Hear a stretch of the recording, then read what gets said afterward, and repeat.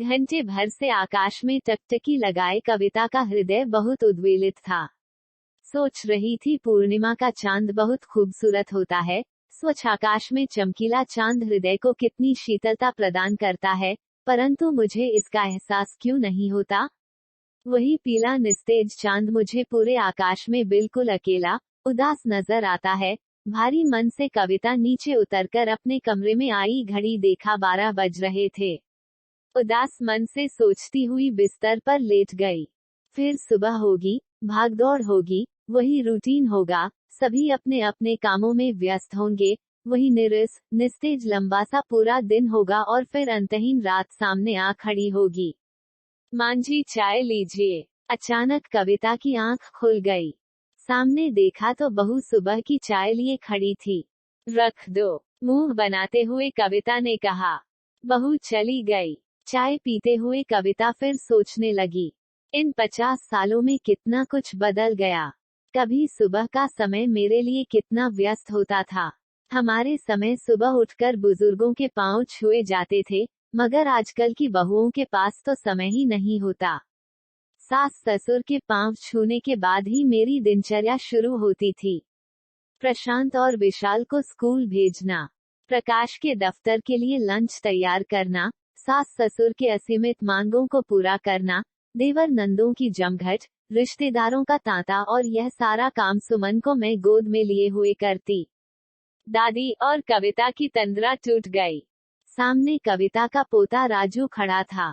दादी, कपड़े पहना दो, स्कूल जाना है। मम्मी नाश्ता बना रही है। जाओ छोटी मम्मी से पहन लो, वह बर्तन धो रही हैं। राजू अपनी तोतली जुबान से बोल रहा था। कविता बिस्तर से उठी और राजू का हाथ पकड़े रसोई घर तक चली आई। क्या बहू राजू को कपड़े भी नहीं पहना सकती? सारा बर्तन अभी ही धोना जरूरी है? मैं बिस्तर से उठी नहीं कि मुझे काम पकड़ा दिया। प्रश्नवाचक चिन्ह। न भुनाते हुए कविता बाथरूम में घुस गई। क्या माँ तुम तैयार नहीं हुई? दफ्तर से आते ही प्रशांत ने पूछा। मेरी तबीयत ठीक नहीं है, तुम लोग चले जाओ। सिर पर हाथ रखकर बैठी कविता ने अन्य ढंग से कहा। क्या हुआ है माँ, तुम्हें कहीं बुखार तो नहीं? कहते हुए प्रशांत माँ का बुखार देखने लगा। नहीं, मुझे बुखार नहीं है, बस यूं ही जरा सिर भारी हो गया है, कविता ने कहा। प्रशांत ने अपनी पत्नी नीता को बुलाकर कहा, नीता, माँ को दवा दे दो, थोड़ी देर में आराम मिल जाएगा, फिर हम सब साथ चलेंगे। अग्रवाल के यहाँ हमारा डिनर है, माँ को तो उसने विशेष जोर देकर बुलाया है, थोड़ी देर में दफ्तर से विशाल भी आता ही होगा। मैंने कहा ना, मुझे नहीं जाना तो नहीं जाना, बहुत घूम चुकी हूँ मैं, घूमने की इच्छा मेरी पूरी हो चुकी है, तुम लोग जाओ, कविता ने कहा। क्या तुम अकेली रहोगी? और फिर तुम्हारा डिनर बाहर था, तो खाना भी नहीं बना है, प्रशांत ने कहा। मेरे खाने की फिक्र करने की जरूरत नहीं है, और रही बात अकेले रहने की, तो तुम लोगों के साथ रहकर भी मैं अकेली ही हूँ, कहती हुई कविता अपने कमरे में चली गई। अवाक प्रशांत माँ को देखता रह गया। अपने कमरे में लौटकर प्रशांत ने नीता से कहा, सबको कह दो आज डिनर पर कोई नहीं जाएगा। नीता तैयार थी, कुछ नहीं बोली, कपड़े बदलकर रसोई घर में चली गई। छोटी बहू भी अपने कामों में लग गई। बच्चे उदास होकर सोने चले गए। पूरे घर में मातम सा छा गया। विशाल जब घर लौटा तो उसकी पत्नी मीना ने उसे सब कुछ बता दिया। वह यह कहकर कि रात को देर से लौटेगा, फिर बाहर निकल गया। रात का सन्नाटा था, लगभग सभी सो चुके थे। प्रशांत को नींद नहीं आ रही थी। आज वह बहुत उदास था, इसलिए नहीं कि आज वह डिनर पर नहीं गया, बल्कि माँ को लेकर क्षुब्ध था। बगल में नीता सो रही थी। उसने धीरे से आवाज दी, नीता। क्या है? शायद वह भी जाग रही थी। सारे दिन घर के कामों में व्यस्त रहते हुए नीता रात को बिल्कुल निढाल हो जाती। प्रशांत से बात किए हुए कभी कभी सप्ताह हो जाते। कभी बात करती तो उसे अजनबी की तरह लगता। प्रशांत भी उसकी मजबूरियों को समझते हुए उसे सोते में कभी परेशान नहीं करता। यह माँ को क्या हो गया है नीता? प्रशांत ने पूछा। मैं क्या जानूं, तुम्हारी माँ है, तुम ही पूछो। नीता ने अन्य ढंग से कहा। क्यों, वह तुम्हारी माँ नहीं है? प्रशांत ने कहा। उन्होंने मुझे कभी बेटी समझा ही नहीं, फिर वह मेरी माँ कैसे हो सकती हैं? मैं तो सिर्फ उनकी बहू हूँ, बिना रक्त मांस की, बिल्कुल मशीनों की तरह उनकी मांगों को पूरी करने वाली। ऐसा मत कहो नीता, पहले तो वह ऐसी नहीं थी। समझाते हुए प्रशांत ने कहा। पता नहीं, मैंने तो जब से इस घर में कदम रखा है वह ऐसी ही हैं। नीता ने कहा। जरूर हमारी सेवा में कहीं ना कहीं कुछ कमी है। क्यों माँ दिन ब दिन अपने आप में सिमटती जा रही हैं? किसी से कुछ कहती नहीं, अपने मन की बात किसी को बताती नहीं। प्रशांत ने कहा। हाँ, परंतु सभी की बातों में दखलंदाजी जरूर करती हैं, और जरा सी गलती हुई नहीं कि व्यंग्य करना और मेरे पूरे खानदान को ताने कसने में भी नहीं चूकती। कितनी देर तुम घर में रहते हो? जब आते हो तो मुंह बनाकर बैठ जाती हैं। नीता ने उत्तेजित होते हुए कहा। बस करो नीता, आखिर वह इस घर में सबसे बड़ी है। अगर हमारी गलतियों पर उंगली उठाती हैं, तो बुरा नहीं मानना चाहिए। प्रशांत ने धीमे स्वर में कहा। मुझे सोने दो प्रशांत, अंधेरे में ही उठना पड़ता है। तुम लोगों को क्या, 8 बजे आराम से उठोगे? कहते हुए नीता ने करवट बदल लिया। प्रशांत की आंखों में नींद नहीं थी। जाने क्यों बचपन से लेकर आज तक की सारी बातें उमड़ घुमड़ कर सामने आती जा रही थी और प्रशांत उन्हीं में खो गया। प्रशांत जब 10 साल का था, तब उसके पिता की मौत हुई थी।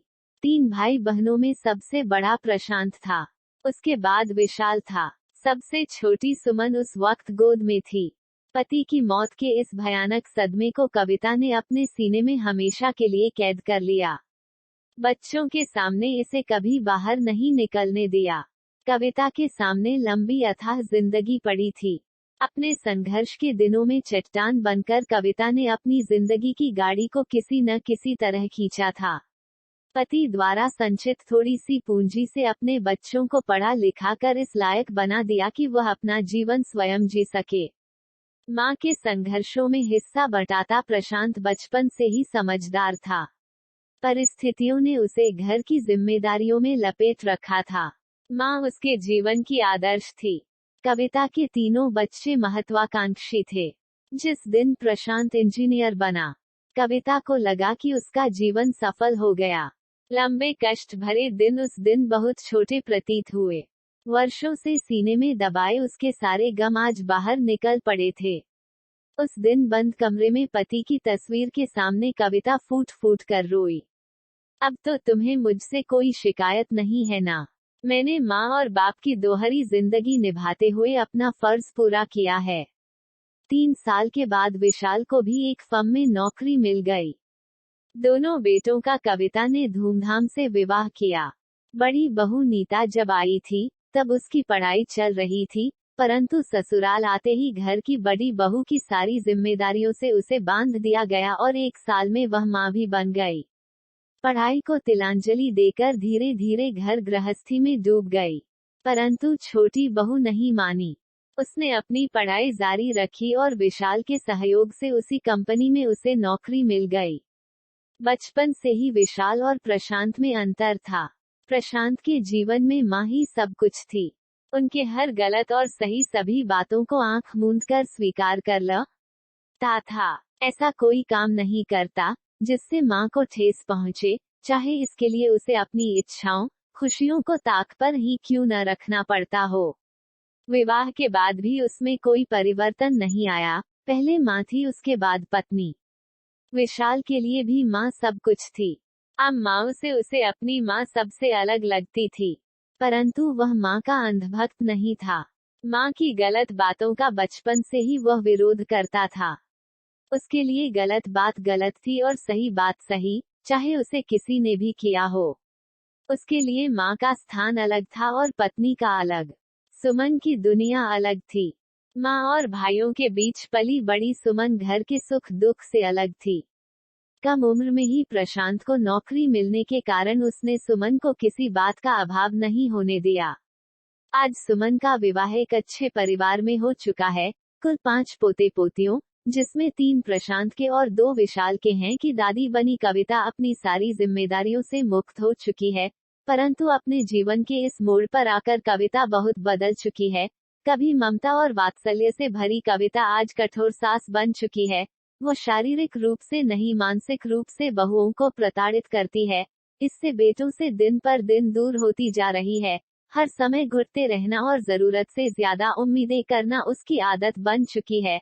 अपने ही घर में अपने को पराया समझना और इतने बड़े परिवार में भी अपने अकेलेपन का एहसास उसे हर समय सालता रहता है। बेटी जब से विदा हुई उसने रसोई घर की तरफ मुंह उठाकर भी नहीं देखा। कभी भूले भटके चली भी जाती तो जमीन आसमान एक कर देती, और एक बार ऐसा कुछ हुआ कि प्रशांत ने बौखलाकर माँ को अपना कसम दे दिया, बहुओं के होते तुम्हें आज से काम करने की जरूरत नहीं है माँ। कविता इस मामले में भाग्यशाली थी कि नीता और मीना ने कभी उसकी उपेक्षा नहीं की, उसके सामने कभी जुबान नहीं खोला। एक समय था जब अपने संघर्ष और कष्टों के समय कविता हमेशा उत्साह से भरी रहती, परंतु आज उसके पास सब कुछ है, परंतु खुशी और उत्साह गायब है। अपने को बीमार घोषित करती हुई बहू और बेटों की हर हरकतों पर नजर रखते हुए कविता हमेशा खुद ही बैठी रहती है। आज रविवार का दिन था, सभी की छुट्टियां थी। माँ, जल्दी आओ, खाना निकल चुका है। प्रशांत ने माँ को बुलाया। कराहती हुई कविता धीरे से आकर कुर्सी पर बैठ गई। आज के दिन का सभी को इंतजार रहता, क्योंकि घर के सभी छोटे बड़े एक साथ खाना खाते थे। बाकी दिन तो सभी अपने अपने कामों में व्यस्त रहते थे। किसी के खाने का समय ठीक नहीं रहता। खाने के लिए सबसे ज्यादा परेशान कविता ही करती। एक तो समय पर नहीं खाती, दूसरे जब भी खाती तुरंत बना खाना ही खाती। इस कारण नीता का सारा दिन रसोई घर में ही बीत जाता। मीना तो ऑफिस चली जाती थी, परंतु जितनी देर रहती थी नीता की मदद किया करती थी। नीता को कभी भी मीना से कोई शिकायत नहीं थी। माँ, तुम ठीक से खा नहीं रही हो, आज तो खाना बड़ा ही स्वादिष्ट बना है, विशाल ने कहा। क्या देवर जी, खाना सचमुच स्वादिष्ट है या भाभी को मक्खन लगाया जा रहा है? खिलखिलाते हुए नीता ने कहा। इस बात पर सभी हंसने लगे और भाभी देवर की नोक झोंक चलती रही, परंतु इन सब से अलग कविता किसी तरह खाने को घूंट रही थी। क्या बात है माँ, तबीयत ठीक नहीं है क्या? प्रशांत ने माँ की थाली में सब्जी डालते हुए कहा। क्या खाऊं, सब्जी में नमक इतना ज्यादा है कि खाया नहीं जा रहा है, कविता ने मुंह बनाते हुए कहा। तो दूसरी सब्जी खा लो, विशाल ने कहा। उसमें तो मसाले इतने कम पड़े हैं कि मरीज की सब्जी लग रही है, कविता बोली। यह सुनकर नीता उदास हो गई। आज उसने बड़े शौक से सास की पसंदीदा सब्जी बनाई थी। विशाल इस बात को भांप गया, परंतु बोला कुछ नहीं। जाओ नीता, माँ से पूछकर कोई दूसरी सब्जी बना दो। ऐसा कैसे होगा कि सभी खाना खाएं और माँ भूखी रह जाए, प्रशांत ने कहा। नीता ने कुछ नहीं कहा, उठकर हाथ धोने लगी। विशाल को रहा नहीं गया, उसने कुछ उत्तेजित होते हुए कहा, यह क्या बात हुई भैया, भाभी को खाने के बीच से क्यों उठा दिया? अब कुछ नहीं बनेगा, इतना सारा खाना है, माँ कुछ भी खा लेगी, कहकर विशाल ने भाभी को हाथ पकड़कर बैठा दिया। विशाल, जिद मत करो, नीता को जाने दो। नहीं, भाभी नहीं जाएंगी। दोनों भाई उत्तेजित हो चुके थे। अंत में विशाल ने माँ की तरफ मुड़ते हुए कहा, क्यों माँ, सबकी खुशी के लिए एक दिन तुम खराब खाना नहीं खा सकती? हमेशा तो तुम्हारी पसंद की ही बनती है। भाभी कभी कुछ कहती नहीं, मूकदर्शक की भांति हमेशा चुप रहती हैं। उनकी भावनाओं का कभी तो परवाह करो। सभी की मांगों को वह पूरा करती हैं। उनकी क्या मांग है, कभी किसी ने पूछा है? मुझे भी पनीर की सब्जी पसंद नहीं, फिर भी मैं खा रहा हूँ। जानती हो क्यों? इसलिए कि सिर्फ इस पल के लिए हम सप्ताह इंतजार करते हैं। आज खाना महत्वपूर्ण नहीं होता, बल्कि खाने की आड़ में हम सब एक साथ बैठकर एक दूसरे को बहुत करीब महसूस करते हैं। तुमने देखा मेरी जरा सी प्रशंसा से भाभी का मुरझाया चेहरा कितना खिल गया था। विशाल, तुम्हें माँ को भावनाओं और जज्बातों के संबंध में समझाने की जरूरत नहीं है, वह बहुत दुनिया देख चुकी हैं। प्रशांत ने कहा। कविता अब तक चुप थी। उसने कहा, तुम लोगों को मेरे कारण बहस करने की जरूरत नहीं है। अरे, सारे झगड़े की जड़ तो इस घर में मैं ही हूँ। इस घर में रहने का मुझे कोई अधिकार नहीं है। तुम लोगों से और कुछ तो नहीं ही कहती हूँ। आज से अपने खाने के बारे में भी मैं कुछ नहीं कहूंगी। कहती हुई कविता खाना छोड़कर उठ खड़ी हुई और अपने कमरे में चली गई। जरा सी बात का तुम लोगों ने बतंगड़ बना दिया, पति को संबोधित करती हुई मीना बोली। सब इसकी वजह से हुआ है। नीता अगर सब्जी बना ही देती और सभी लोग थोड़ी देर इंतजार कर लेते, तो कौन सा पहाड़ टूट जाता। भाभी से इतना स्नेह ही था, तो मीना से क्यों नहीं बनवा लिया। प्रशांत ने व्यंग्य से कहा। आप बात नहीं समझ रहे हैं भैया। मेरे कहने का यह मतलब नहीं था, परंतु हर समय तनावग्रस्त रहना और बात बात पर मीन मेख निकालना माँ की आदत बन गई है। मुझे यह अच्छा नहीं लगता। इस बात की कोई गारंटी नहीं है कि मीना की बनाई सब्जी माँ को अच्छी ही लगती। आदमी का मन अच्छा नहीं हो तो उसे कुछ भी अच्छा नहीं लगता। सहज भाव से विशाल ने कहा। माँ तुम्हें अच्छी नहीं लगती तो ठीक है, कहो तो मैं माँ को लेकर कहीं चला जाऊं। क्रोध में प्रशांत ने कहा। यह क्या कह रहे हैं भैया, आप होश में तो हैं? जो भी कह रहा हूँ, पूरे होशों हवास में कह रहा हूँ। पांव पटकते हुए प्रशांत बाहर निकल गया। खाना वैसे ही पड़ा रहा, मगर खाने वाले भारी मन से उठकर जा चुके थे। आज 2 सप्ताह बीत चुके थे। कविता चुपचाप ड्राइंग रूम में बैठी थी।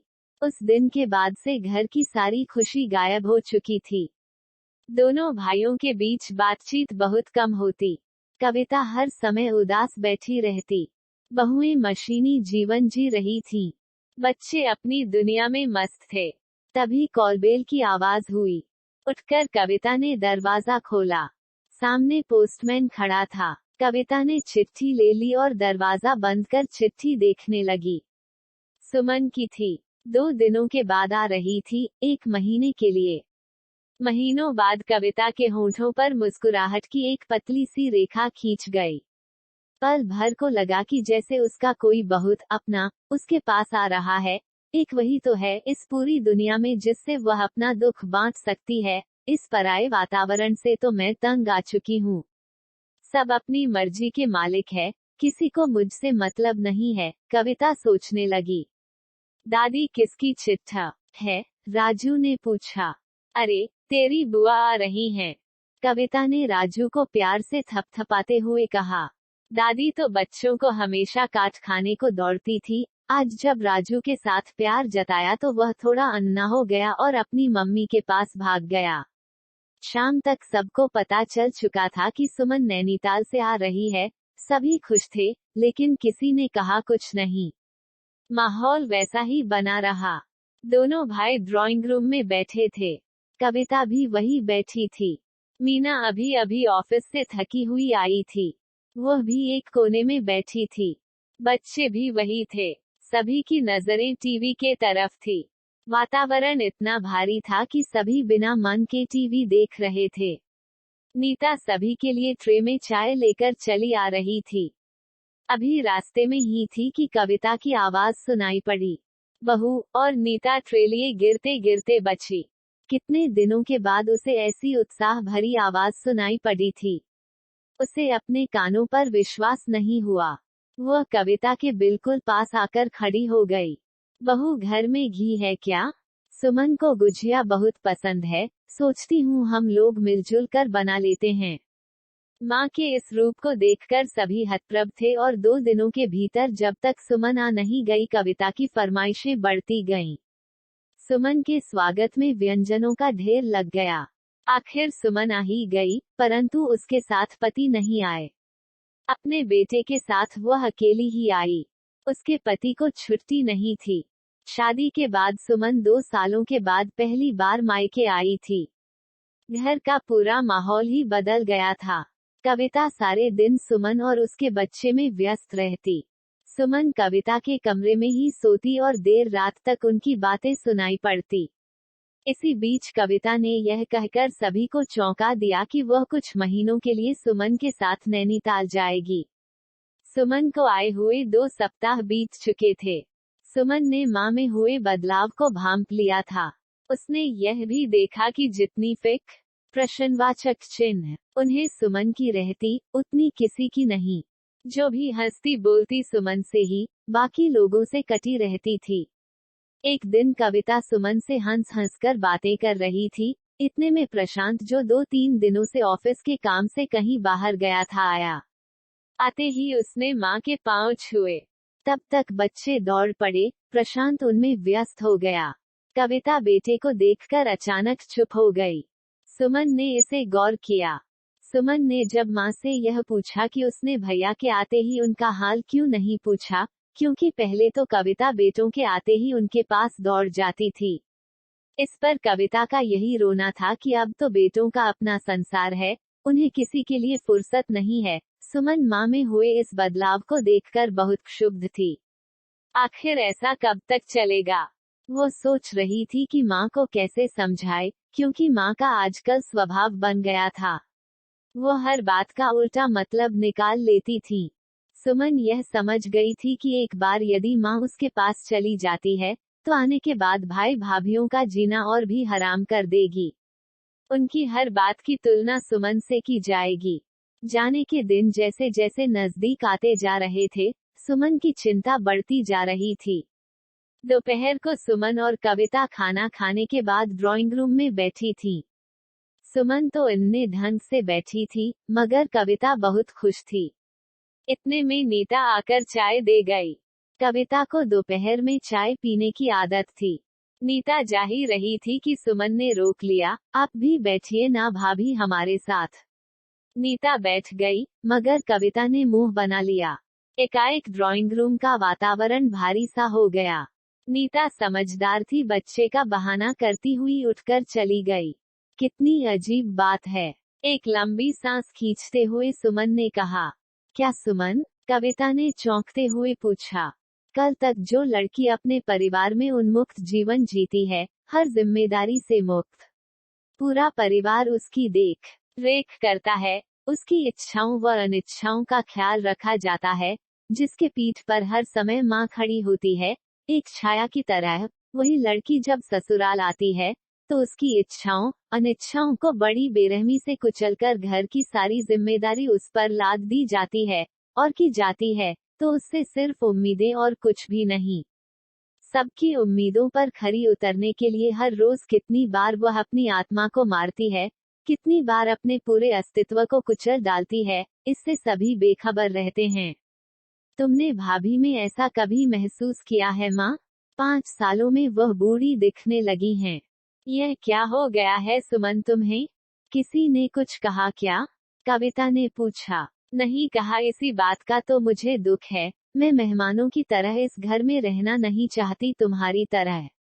नीता ने माँ को देखते हुए कहा। क्या मतलब? कविता चौंकी। हाँ माँ, मुझे आए हुए 3 सप्ताह बीत चुके हैं। इस घर में कहीं कोई बदलाव नजर नहीं आया, सिर्फ तुम्हें छोड़कर। बहुत बदल गई हो माँ। तुम्हें इस बात का एहसास है? तुम्हारे जैसे बेटे बहुत कम लोगों को मिलते हैं। बहुएं तुम्हारे इशारों पर नाचती हैं, उन्हें मुंह खोलने की हिम्मत नहीं। तुम कितनी सुखी हो इसका तुम्हें एहसास नहीं, जो तुम्हारे संघर्षों का फल है। सुमन ने कहा। नहीं बेटी, तुम नहीं जानती, यह जो भी करते हैं अपना फर्ज समझकर करते हैं। किसी को मुझसे प्यार नहीं है, सभी की आंखों में परायापन झलकता है। कविता उदास होते हुए बोली। एक बात बताओ माँ, इन 5 सालों में तुम्हारे मन में एक बार भी भाभी के प्रति बेटी का भाव जगा? तुमने कितनी बार प्यार से बेटी कहकर उनके सिर को सहलाया है? कभी उनकी इच्छाओं को जानने का प्रयास किया है? उनकी भावनाओं को समझा है? फिर तुम उनसे कैसे यह उम्मीद कर सकती हो कि वह तुम्हें माँ समझे और उनके मन में तुम्हार प्रश्नवाचक चिन्ह प्रति प्रेम हो? सुमन ने समझाते हुए कहा। कविता अवाक होकर देखने लगी। इन बहुओं के प्रति तुम्हारे मन में इतनी आक्रोश की भावना है कि अपने बेटों को भी तुम उन्हीं से जोड़कर देखने लगी हो। तुमने सारा जीवन कष्ट और संघर्ष में बिताया। आखिर किसके लिए? सिर्फ इसलिए ना कि तुम्हारे बच्चों का संसार बस जाए, उनकी भी अपनी एक दुनिया हो। आज जब वह अपने संसार में रम गए हैं, तो तुम्हें दुख क्यों हो रहा है? सुमन बोली। बेटी, मेरी भावनाओं को समझो। सारा जीवन मैंने अपने आप को भुलाकर तुम लोगों का मुंह देखकर बिता दिया। जो तेरे पिता को करनी चाहिए थी, मैंने माँ के फर्ज के साथ साथ उस दोहरे फर्ज को भी निभाया। इतने के बाद यदि अपने बच्चों से मैं थोड़ी सी उम्मीद कर लेती हूँ, तो क्या यह मेरा हक नहीं बनता है? कविता रुनासी होकर बोली। तुम्हारी बात एक हद तक ठीक है माँ, फिर भी एक बार तुम अपनी आत्मा से पूछकर देखो कि संघर्ष के दिनों में जिस जीवन को तुमने गंवा दिया, क्या उस जीवन को अपने बेटों से तुम वापस नहीं मांग रही हो? तुम्हारा इस तरह के अकेलेपन का भाव, इस घर को अपना घर न समझना, सभी के प्रति असंतोष और जरूरत से ज्यादा उम्मीदें, यह समझना कि जो भी हो तुम्हारी मर्जी से हो, यह सब क्या है? अपने बच्चों के लिए तुमने जो किया उसे अप्रत्यक्ष रूप से यह मांगना ही तो है। पहले तुम दुख में जीती थी, आज तुम उन्हें दुख में देखना चाहती हो।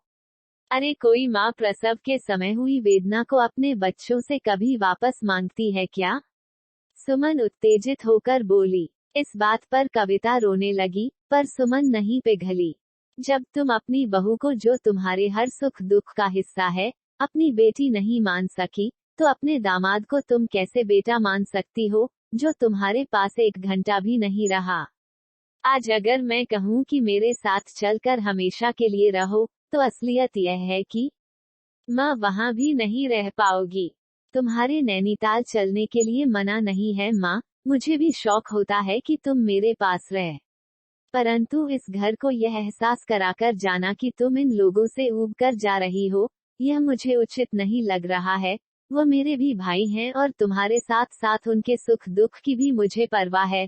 प्रशांत भैया तुम्हें बहुत मानते हैं, उनकी आत्मा तुम में बसती है, वो तुम्हारे लिए पूरे परिवार को ठुकरा देंगे।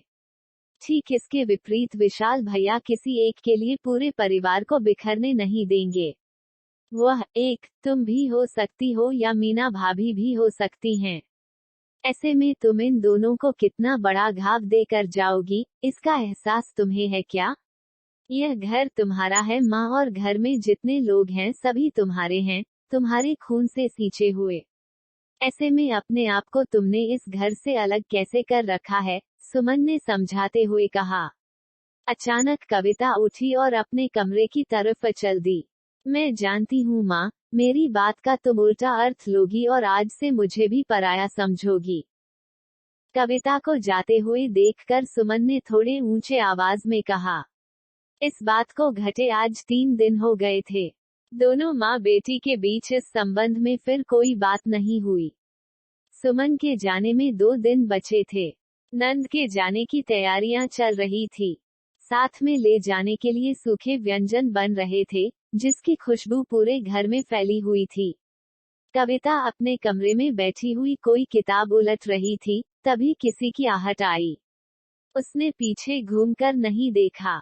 माँ, परसों तो तुम जा रही हो। नैनीताल में इस समय ठंड होगी। तुम्हारे लिए कुछ गर्म कपड़े ला दिए हैं, इन्हें रख लो। यह आवाज प्रशांत की थी। कविता ने कुछ भी नहीं कहा, वैसे ही किताब के पन्ने पलटती रही। प्रशांत लौट गया। कैसे समय बीत गया पता ही नहीं चला। रात में सभी एक साथ खाने के लिए बैठे थे। सुबह में सुमन को नैनीताल जाना था माँ के साथ। सभी के भीतर हलचल थी, मगर सभी खामोश थे। विशाल ने खामोशी तोड़ी। माँ, तुमने अपना सामान पैक कर लिया या मैं कर दूं? नैनीताल में अभी ठंड होगी। अपना पूरा ख्याल रखना, वरना बीमार पड़ जाओगी। जाओ, जाकर जल्दी सो जाओ।